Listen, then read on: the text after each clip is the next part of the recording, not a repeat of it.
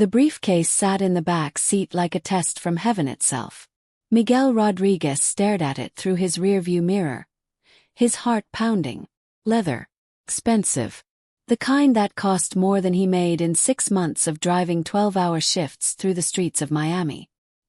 His last passenger, a man in a $1,000 suit, had left it behind. Miguel had tried calling out, but the man had already disappeared into the crowd outside the airport. Now Miguel sat in his 15-year-old taxi, hands trembling, looking at a briefcase that could change everything. His daughter Maria needed surgery. $12,000 they didn't have. The hospital had already denied them twice. "Come back when you have the money," they'd said. Miguel's hands moved toward the briefcase. Inside stacks of $100 bills. More money than he'd ever seen in his life. Enough to save Maria. Enough to fix the leaking roof. Enough to finally breathe. But there was also a business card. Richard Blackwood. Theo. Blackwood Enterprises. His phone rang. His wife Sophia. "Miguel, did you find it? The briefcase. It's on the news. A billionaire left a briefcase with $500,000 in a taxi. They're offering a $10,000 reward. Miguel, we need that reward money. For Maria. $10,000. Almost enough for the surgery." Miguel looked at the stacks of money. $500,000. More than enough. More than everything. "You found it, didn't you?" Sophia asked. "Yes. You have to return it." And Miguel's world split in two. Miguel drove home in silence, the briefcase beside him like a living thing. Sophia met him at the door, little Maria asleep in her arms. 6 years old, pale, getting weaker every day. "You have it," Sophia said. Miguel set the briefcase on their tiny kitchen table. It looked obscene there, among the chipped plates and plastic cups. "Open it," Sophia whispered. He did. Sophia gasped. She'd never seen that much money either. "We could save her," Miguel said quietly. "We could save Maria. Right now. Today. With stolen money." "It's not stolen. He left it." "Miguel. He's a billionaire, Sophia. Richard Blackwood. Worth $800 million. This is nothing to him. But to us. This is everything." Sophia set Maria down gently. Then she turned to her husband. "Do you remember our wedding day? You promised to be a good man. Not a rich man. Good man. That's what I fell in love with." "A good man can't save his daughter," Miguel said bitterly. "A good man tries to save his daughter the right way. With honor. With dignity." Sophia's eyes filled with tears. "If we take this money, we don't just steal from that billionaire. We steal from ourselves. We steal from Maria. What kind of life are we giving her if we teach her it's okay to take what isn't ours when we're desperate?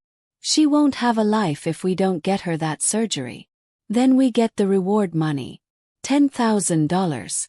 We'll find a way to get the rest. We always do." "How, Sophia? Another loan. Another maxed credit card." "I don't know." Sophia was crying now. "But I know stealing isn't the answer." Miguel stared at the money. At his wife. At his sleeping daughter. "You're asking me to choose morals over my daughter's life." "No. I'm asking you to trust that doing the right thing will somehow work out. I'm asking you to have faith. Faith doesn't pay for surgery." "No. But it pays for sleep at night. It pays for looking our daughter in the eye. It pays for the man I married still being the man I'm married to." Miguel didn't sleep that night. He sat at the kitchen table, staring at the briefcase. $500,000 minus 12,000 leaves 488,000. Take 50,000. They'd never miss it. Take 20. Take 15. Just 3,000 more than the reward. But he'd know. Sophia would know. And eventually Maria would know. He thought about Sophia's words. About being a good man. About the man she'd married. He looked at his daughter, sleeping peacefully, unaware that her life hung in the balance. Unaware that her father was making a choice that would define their family forever. What kind of father was he if he let her die when he could save her? What kind of father was he if he taught her that stealing was okay when you were desperate enough? Miguel picked up his phone, stared at the business card. At 5 a.m. he made his decision. He called the number. A secretary answered. Blackwood Enterprises. I have Mr. Blackwood's briefcase. The one from the taxi. 30 seconds later, a deep voice. This is Richard Blackwood. You have my briefcase. Yes, sir. Have you opened it? Yes, sir. And yet you're calling to return it. Why? Because it's not mine. That briefcase contains $500,000. You could disappear. I'd never find you. So I'll ask again, why? Miguel looked at Sophia in the doorway. Because my wife asked me to. And because I want to be the man she thinks I am. Long silence. What's your name? Miguel Rodriguez. Come to my office at 9 a.m. Bring the briefcase. And bring your wife. The Blackwood Enterprises building was glass and steel, 70 stories. The kind of place Miguel had only driven people to, never entered. Sophia wore her church dress. Miguel wore his only suit, bought second-hand for his father's funeral. Richard Blackwood's office was bigger than their entire apartment. Floor-to-ceiling windows. Mahogany desk. Art worth fortunes. Richard Blackwood was 60, gray-haired, sharp-eyed. The briefcase. Miguel slid it across the desk. Richard opened it, glanced inside, closed it. Didn't count it. All there. All there. You didn't take anything. No, sir. Why not? Sophia spoke up. Because we're not thieves, Mr. Blackwood. Richard studied her. No. I can see that. He leaned back. Do you know why I had $500,000 in cash? They shook their heads. Real estate deal. Old school seller. I was on the phone with my daughter when I left your taxi. She's getting divorced. Third marriage. Didn't make it a year. He looked at them. I've spent 50 years building wealth. $800 million. I've given my children everything money can buy. 3 spoiled, entitled, unhappy children who've never worked a day in their lives. Richard stood. You drove 14 hours yesterday. Yes, sir. And in that time, you had an opportunity to take more money than you'd make in 10 years. And you didn't. My wife. It was still your choice. You could have told her it was never found. But you didn't. Richard turned to them.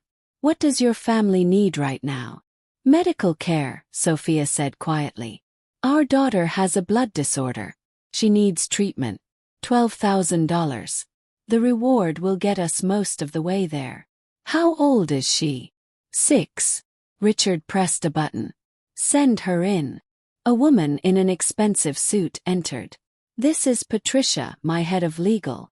Patricia set papers on the desk. Mr. Rodriguez, I'm offering you a position. Head of my personal transportation division. Salary. $120,000 per year. Benefits include comprehensive medical insurance. Full coverage for your family, effective immediately. No deductibles. Miguel couldn't breathe. Sophia gasped. I don't understand. I need someone honest. Someone who understands integrity. Someone who chooses right even when it hurts. Richard smiled. You passed my test. Sir, I'm just a taxi driver. You're a man of character who drives a taxi. Can teach business. I can't teach character. Richard slid the papers forward. Your daughter's surgery is being scheduled now. The hospital is calling your wife. Sophia's phone rang. Miami Children's Hospital. Answer it. Sophia's hand shook. Hello. Yes. Tomorrow. Yes. Thank you. She turned to Miguel, sobbing. Tomorrow. Everything's covered. Miguel looked at Richard, unable to speak. Why? Richard's eyes grew distant. 20 years ago, I was in a car accident. Unconscious, bleeding. A homeless man found me. Instead of taking my wallet, $2,000 cash, he called 911. Saved my life. I tried to find him for years. Never could. What happened to him? I don't know. But I can't repay that man. I can repay his kindness. Richard looked at Miguel. Maybe you'll pay it forward someday too. Miguel stood in front of the mirror, adjusting his silk tie. Still not used to it. Daddy, you look handsome. Maria ran in, healthy, glowing. The treatment had worked. Thank you, princess. He picked her up, spun her around. A year ago, he wasn't sure he'd hear her laugh again. They were hosting dinner. Richard Blackwood was coming. He'd become Miguel's mentor. His friend. The doorbell rang. But it wasn't Richard.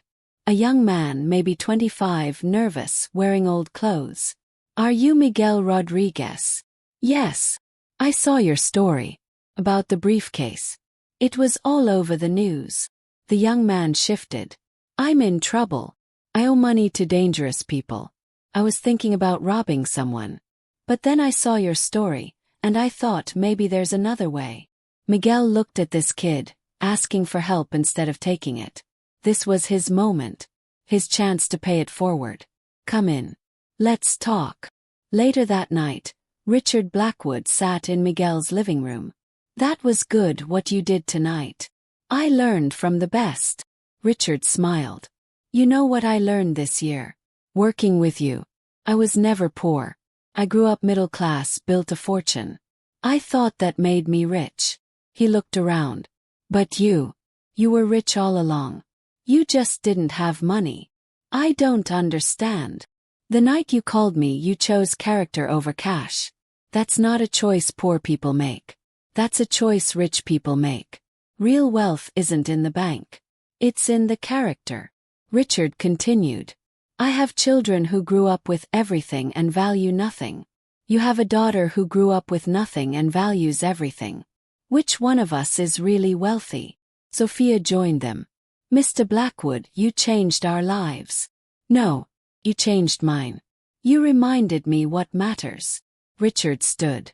In my will, most of my estate goes to charity. But there's a trust for Maria. For her education, her future. Sir, we can't. There's a condition. Miguel stays at the company.